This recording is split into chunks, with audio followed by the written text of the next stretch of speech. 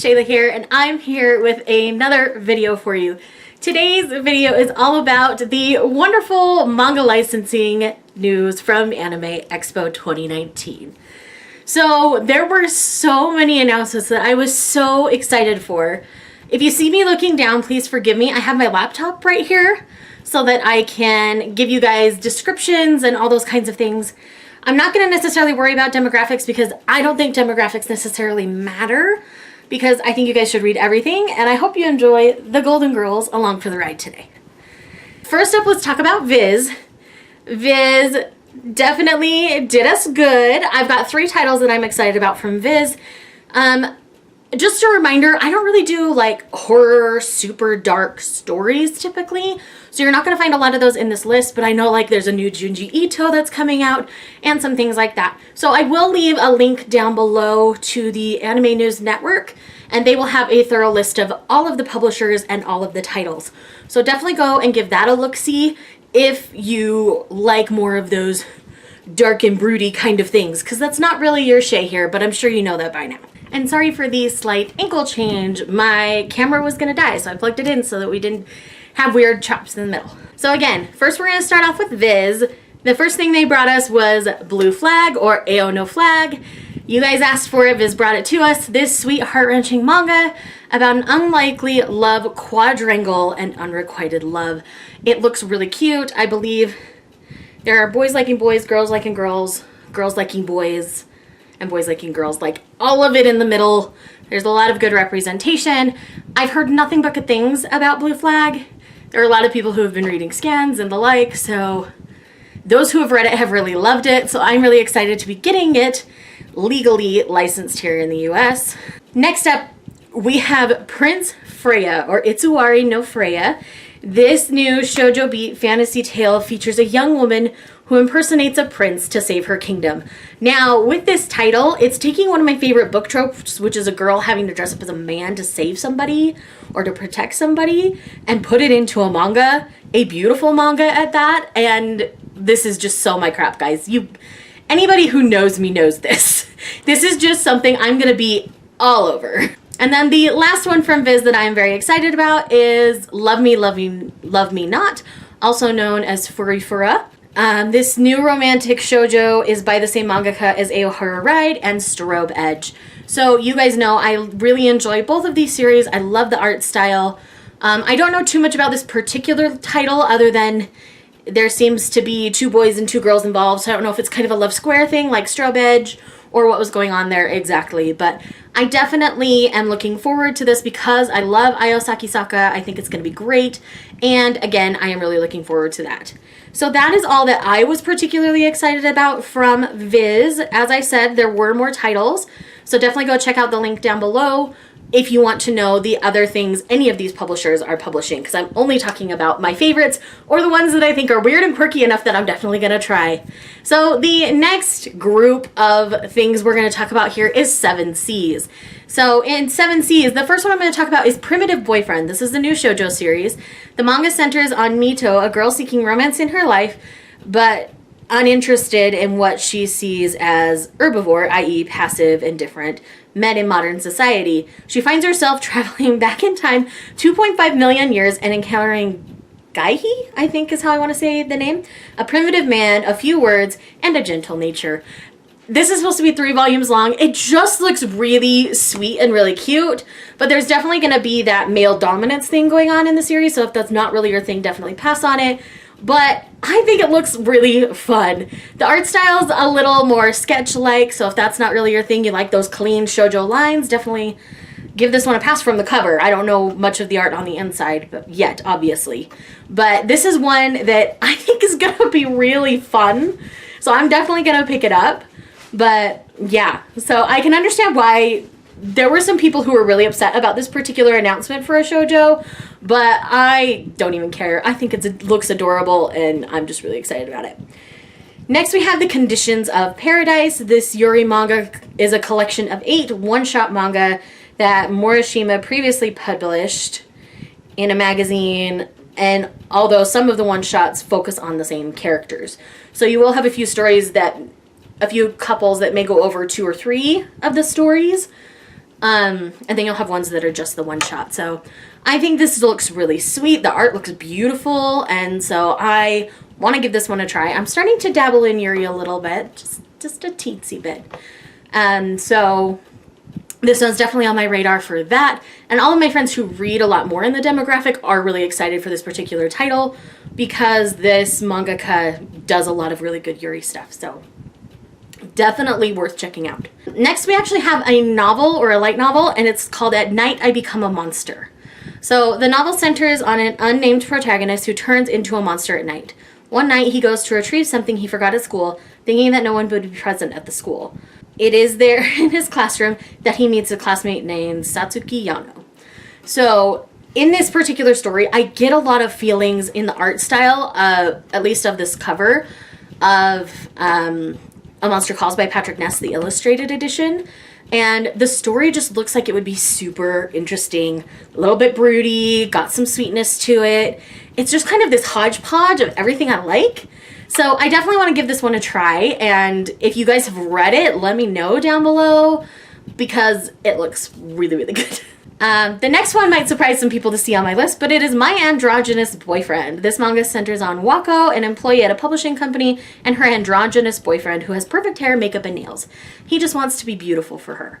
And this looks so amazing. The art obviously is stunning, and I just think this is going to be a great nod to not necessarily putting people in gender stereotypes. So I really like what they're doing with it. And I think it's going to be great. So I'm really excited for this one. The last one for 7 Seas for me is Metamorphosis no Engawa. This slice of life manga centers on a 75-year-old woman and a 15-year-old girl who become friends because of their mutual interest in BL manga. And this just looks like it's going to be sweeter than sweet.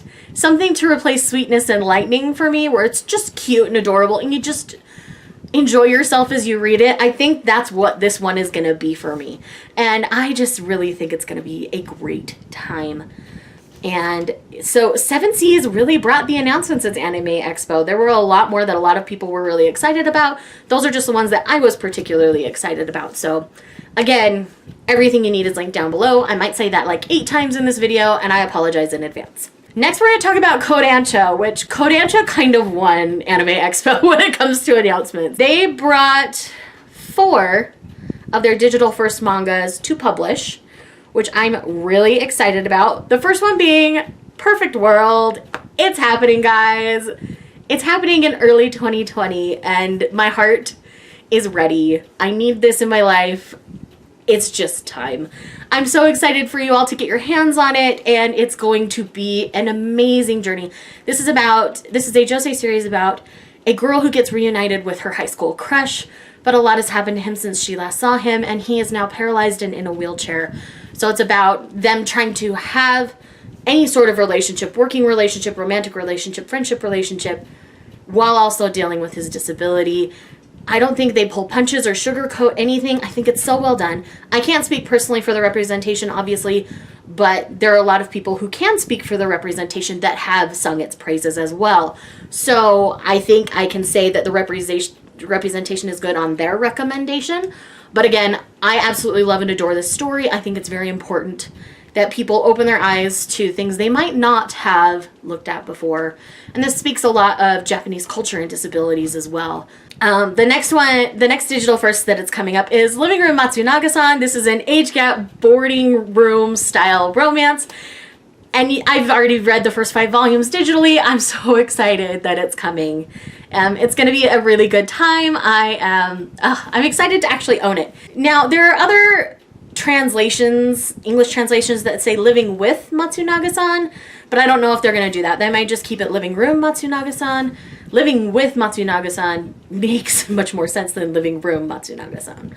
But anyways, that's a personal thing here. So there's another one that I'm not as excited about, but I know everybody else is, and that is Saint Young Men. This is essentially a manga that depicts like college age Buddha and Jesus and their roommates. Like, that's what I've been told. I haven't read it, But I know a lot of people are going to be really excited to read it, so I decided to throw it in this video anyway.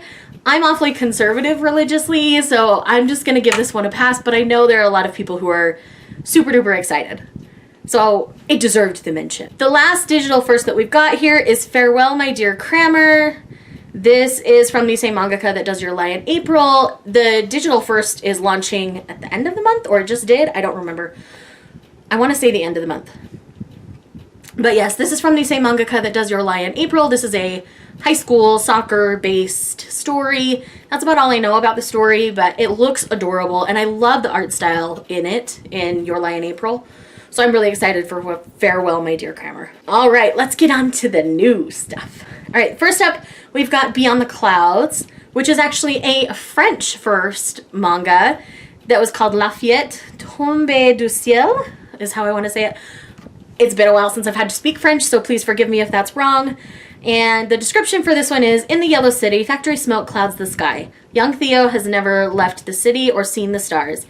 He's always dreamed of adventure, but eventually he has to face reality and start working at the Chicoa repair shop. Oh, that's a mouthful. Then everything changes when he finds a little girl with a single wing, an injured angel who's lost her memory. This is perfect for fans of Studio Ghibli and Final Fantasy. Enter the poetic world of Beyond the Clouds is the description that I've got. And this just looks beyond stunning. Like, I am here for Beyond the Clouds. I think it's going to be fantastic. And anytime they're comparing something to Ghibli, I do hesitate a little bit just because I am a Ghibli stan. But I do like the sound of the story. I think the story itself is going to be interesting enough to help me like calm down with all of that. Next we have Night of the Ice. The description for this one is Chitose, a regular hardworking woman who writes for the health magazine SASSO, is childhood friends with the famed figure skater Kokoro Kijinami. In the public eye and on the ice, Kokoro is a gallant, flawless knight, but behind his glittery costumes and breathtaking spins lies a secret. He's actually a hopeless romantic otaku who can only land his quad jumps when Chitose is on hand to recite a spell from his favorite magical girl anime. This screams me. I've always loved figure skating. That's something you guys probably didn't know about me because I don't really talk about it much on this channel. But I've always loved figure skating, a secret otaku, and a cute, like, childhood relationship. Give it to me now. I am so excited for this. Like, I can't even tell you. The second I read the description, I'm like, why isn't this in my hands already? I need this so bad. So I am definitely like fangirling all over this particular manga. So next we have Sue and Tai-chan.